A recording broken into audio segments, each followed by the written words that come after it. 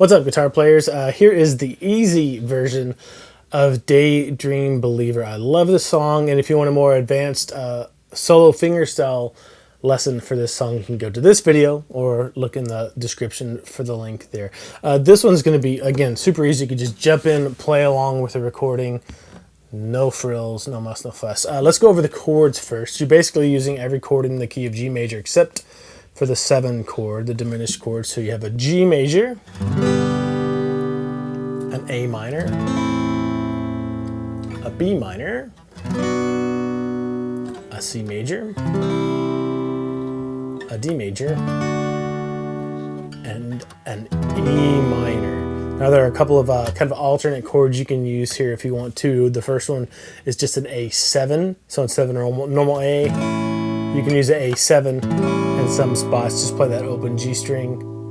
And then instead of a D, sometimes you want to play a D7. You don't have to though, you can do either or, D or D7 in any of those spots. Same thing with A, you can do the A or the A7, it doesn't matter. The only other chord that you need to know is just a D with an F sharp in the bass. So just a normal D with an F sharp in the bass. You just reach around with your thumb and grab that second fret of the low E string. Okay, now let's talk about strumming patterns. I kept this as simple as possible, only used 2 strumming patterns, but they both use a swung 8th note fill or a swing fill. And so instead of having 1 and 2 and 3 and 4 and, you have 1 and 2 and 3 and 4 and 1 and 2 and 3 and 4 and 1. So this fill, instead of this, that's straight, swung. So keep that in mind for both of these strumming patterns. You need that swing fill. Now, the first strumming pattern that I usually use in the verses, and then the second one I use on the choruses. That way, it just gives it some differentiation between the parts. The first one is a quarter note and an 8th note. It's just a 2-beat strumming pattern. So if you have just down, down, that's a 2-beat strumming pattern. So you play that twice for each measure. So 1, 2, and 3, 4. 1, 2, and 3, 4. And don't forget to add that swing fill in there. Do, da, da, do, da, da, do. And also one thing that I do is on the 1, I hit the lower strings, and on the 2 and I hit the upper strings, the higher strings, just to give it a kind of a cool feel that's appropriate for the song. And I'm playing a 4-finger G right here. You can do whichever G you want to. It doesn't matter for the song. So that's the first strumming pattern that you need to get down. The second one is just kind of a continuation of that. It's just all 8th notes with that swing fill. So 1 and 2 and 3 and 4 and 2.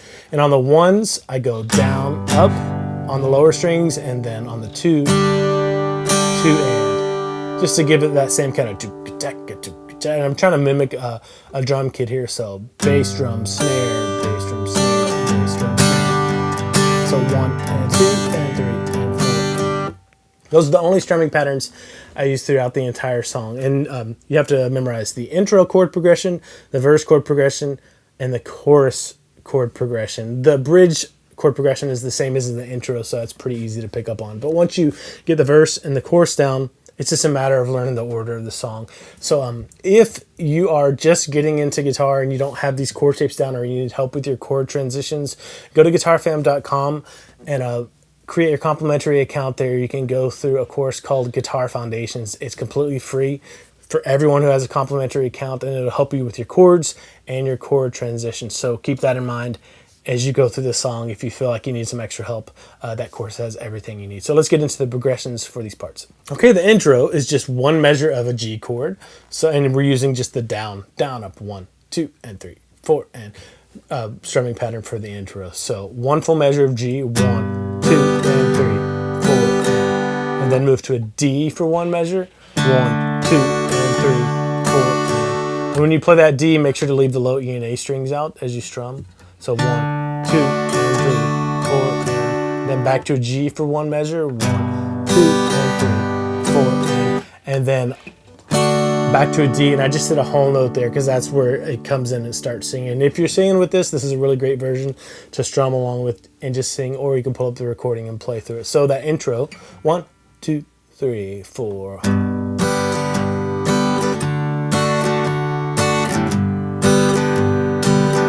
2, 3, 4. And as soon as you hit that last E, oh, I could hide beneath the wings, and it goes into verse 1.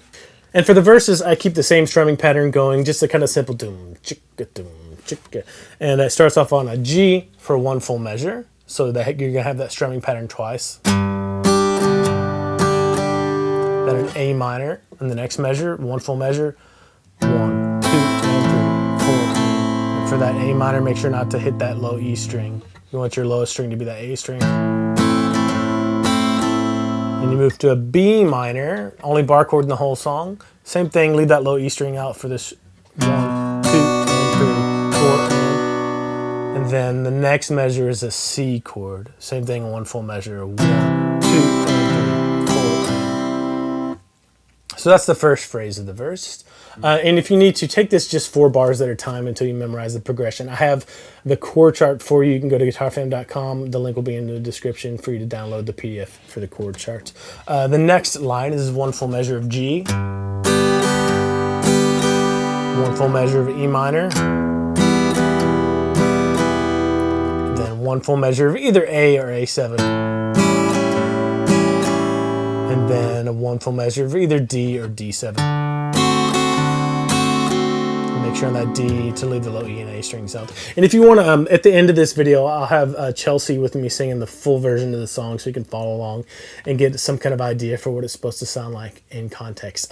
The next 4 bars of the verse are the exact same as the first 4 bars. So you have a measure of G, a measure of A minor, 1, 2, and 3, 4, and measure of B minor, 1, 2, and 3, 4, and then a measure of C, 1, 2, and 3, 4. And then the last 4 bars of the verse are probably the quickest chord changes in the entire song. So it gets a little more challenging. So you have one strumming pattern's worth of G major. So 2 beats, 1, 2, and then switch to an E minor.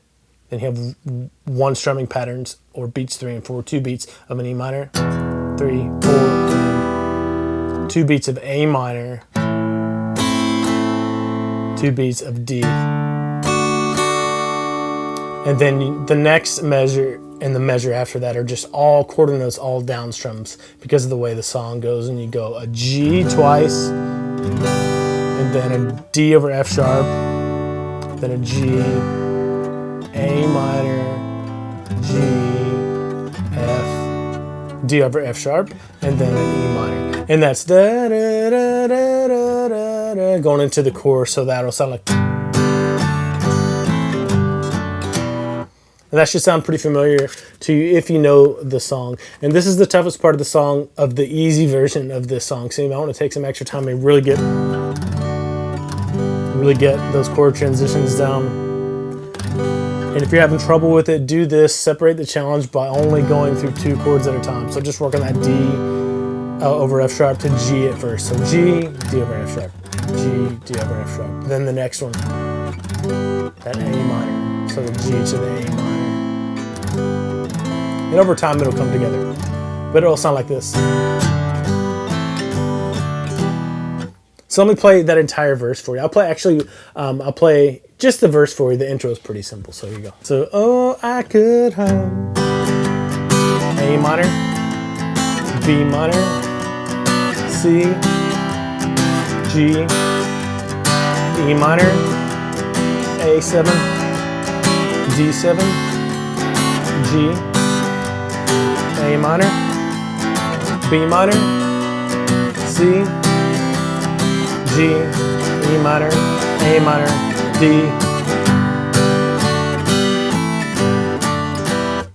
Okay, so that's pretty fast, but just break down as slowly as you need to. Don't even worry about a metronome at first until you get all those chord changes down, and then put it with the metronome, slow it down, and slowly work your way up to, I think I was doing 128 beats per minute.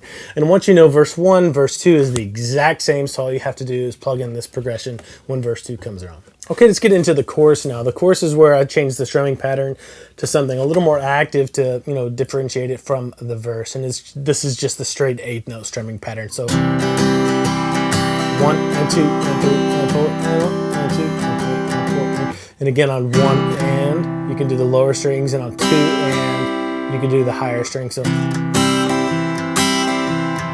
something like that. And the first measure there is just a C chord, and it's just for 2 beats. So you have 1 and 2, and then it goes to a D for a 3 and 4. And next measure is 1 full measure of B minor. Then another measure of C to D, so C for 2 beats, D for 2 beats, and then the next measure, 2 beats of E minor, 2 beats of C. So that's half of the chorus. Take that slowly, one little transition at a time. Cheer up, sleepy C, D, E minor, C. Second half of the chorus is just 1 full measure of G, then 1 full measure of C, 1 and 2, and 4, and then you have 2 beats of G in the next measure, 1 and 2, and then 2 beats of E minor, 3 and 4, and then 1 full measure of A or A7, 1 and 2, and then 1 full measure of D. So again, take that just one phrase at a time, like 4 bars at a time, then put the whole thing together, and it'll sound like this. 1, 2, 3, 4, 2.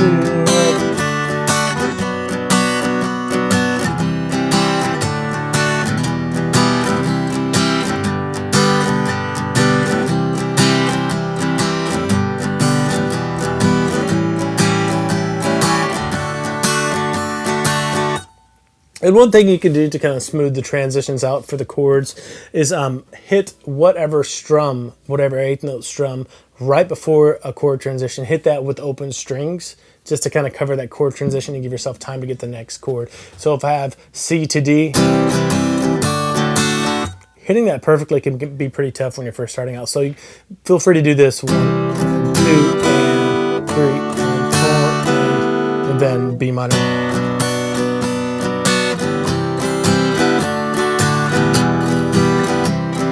With those open strums in there right on the upstroke right before the chord transitions, that makes it a little bit easier. You can use that as a stepping stone until you get the chord changes ironed out to where they're just right in time, to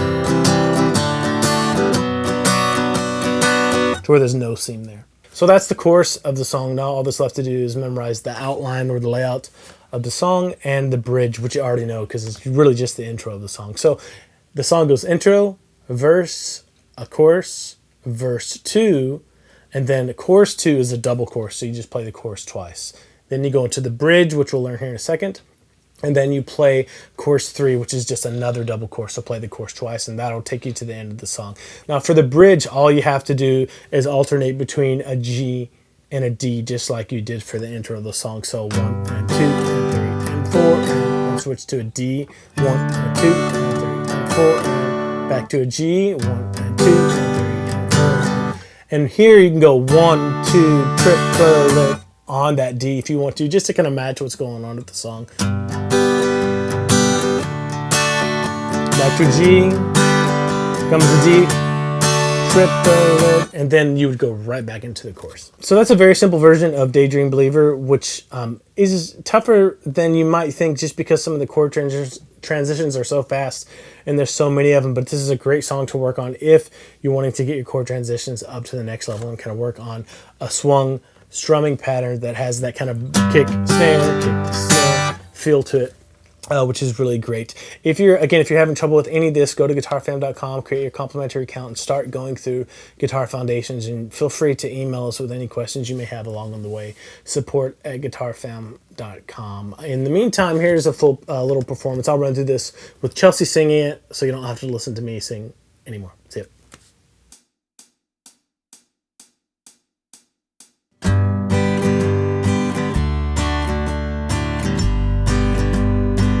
Oh, I could hide neath the wings of the bluebird as she sings.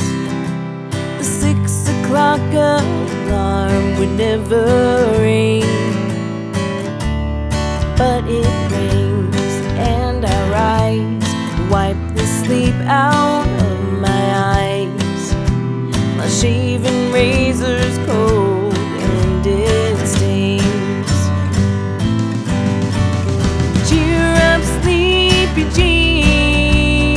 Oh, what can it mean that to a daydream believer and a homecoming queen? You once thought of me as a white knight on a steed.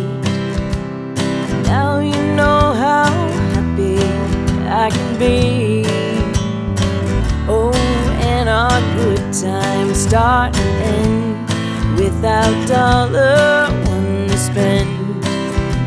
But how much, baby, do